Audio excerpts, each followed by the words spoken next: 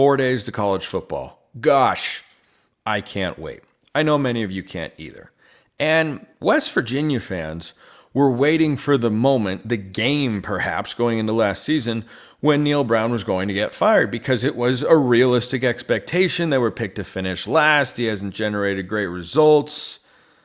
And then he won 9 football games. Ended the year in a preseason top 25 poll.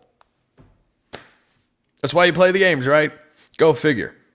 Now, going into 2024, what do you expect from West Virginia? So I'm giving you somewhat of a 30-foot view here, but the recruiting numbers don't blow you away. Their 3-year rolling recruiting average from a composite score of their high school and transfer portal classes over the last 3 cycles, 2022, 23, and 24, they average outside the top 45 nationally.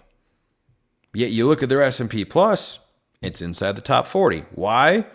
Because they're one of the top 25 teams in returning production from a team that went 9-4. You've got a quarterback that is returning. You've got a head coach that is returning. Every dayers that listen to or watch this show, I appreciate you, by the way. Shout out to all of you out there. Know that I'm a big fan of that particular combination because it's kind of a rarity in college football. You know, Aaron Rodgers and Mike McCarthy were a tandem for a very long time. You don't get that in college football. There can be adjustment periods and trying to find your stride and what works and what audibles do I like and not like and how much freedom do I want to give the quarterback and such. So I wonder if Neal Brown survives the end of the season.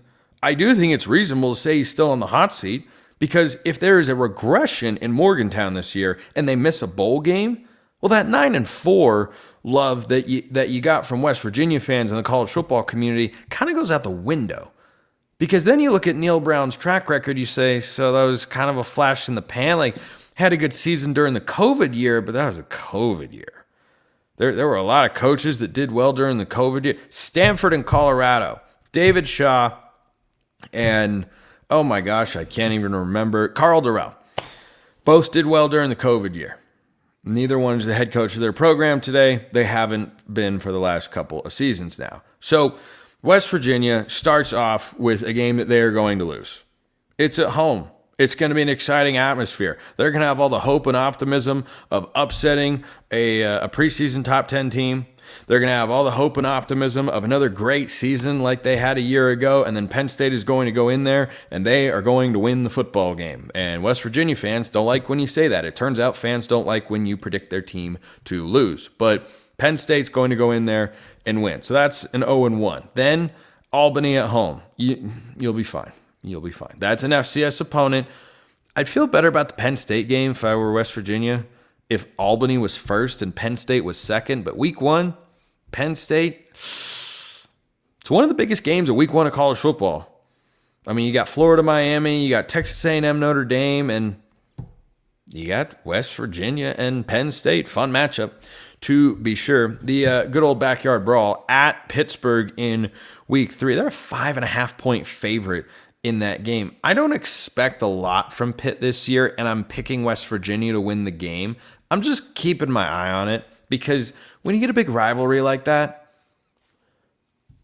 so many crazy things could happen. You know who was a 5.5-point underdog last year in a big rivalry game that everybody watched?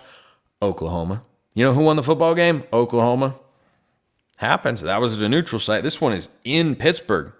Just be wary. Just be wary. So I think that's a 3-1 start for West Virginia. Are they ranked? No, I don't think so. Will they be ranked the next week when they come back home and beat Kansas?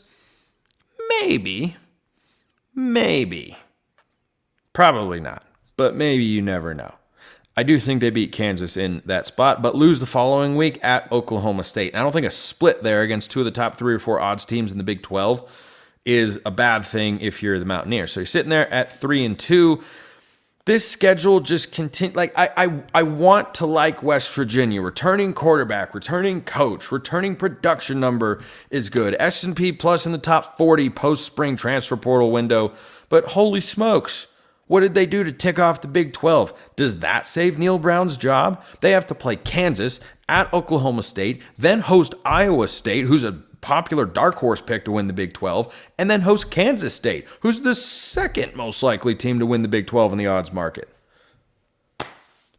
What's happening here? Oh, and then the following week, they go at Arizona. West Virginia's win total is 6.5.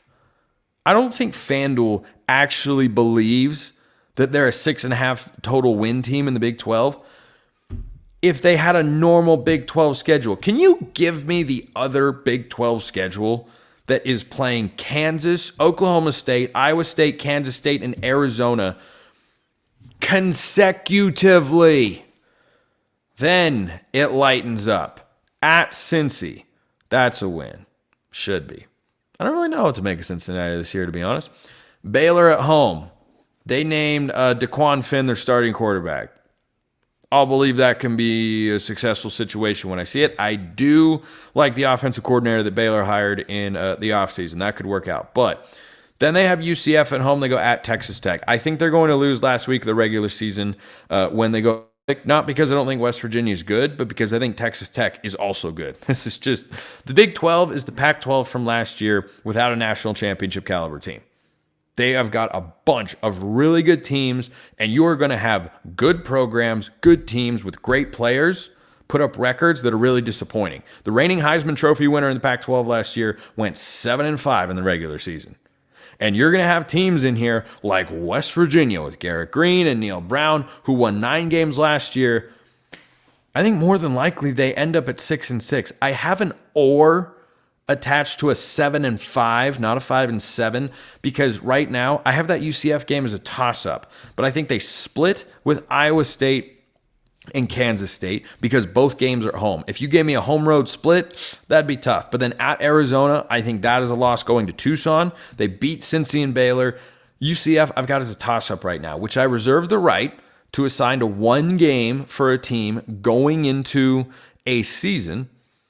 And the week of the game, I have to make a pick, of course. I will make a pick, but I just don't have a strong feeling right now because I like West Virginia, but I love UCF. But the game is in Morgantown. I like Gus Malzahn. I don't really know what to make of Neal Brown. He's kind of an enigma. Was last year a flash in the pan, or has he raised the bar on the program back to what everybody knows it can actually be? I don't know. I have so many unknowns with West Virginia. But I mean seriously, if you're a West Virginia fan listening to or watching this, don't be mad at the Penn State game, okay? Don't come in the comments and say, Spencer, we could beat Penn State. Like, you know what? If you do, good for you. I'll come on here and eat crow like everybody else and their mother who's going to pick Penn State to walk in there and win that football game because, newsflash, they are. But what did you do as a program, as a university, as a team? What did you do to deserve it's the most absurd stretch of Big 12 games I have seen on any Big 12 schedule that I've broken down thus far. Kansas at Oklahoma State, Iowa State, Kansas State at Arizona. What's the easiest game in there? Ask yourself that question if you're a Big 12 fan. What is the easiest game in that stretch? It's probably Iowa State, who have a veteran head coach, a returning and incredibly promising young quarterback in Rocco Becht, who have a good roster returning as well, at least from a returning production standpoint. They're bringing back a good amount of their team from a season ago. Like, I don't know. And then you have to play UCF at the end of the year and at Texas Tech.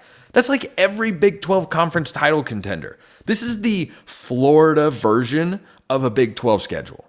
Okay, Florida's schedule in the SEC is unlike anything I've ever seen in all of college football. They are playing 6 games in a row on the back half of the season. It's 5 or 6 where every team is a preseason AP top 15 opponent. I mean, give me a break. Give me a break. That's absurd. This is also insane. So I don't know what happens to Neal Brown at the end of the year. What if they go 6-6? That's a regression. But look at the schedule, man. 6-6 just wouldn't be that bad. I'm not saying it'd be great. If they go 7-5, 8-4, Neal Brown keeps his job. 6-6, you start to have the conversation. 5-7, you probably make a change. But holy smokes, that's a tough spot for Neal Brown to be in because that schedule, I don't think it can get a lot tougher in the Big 12.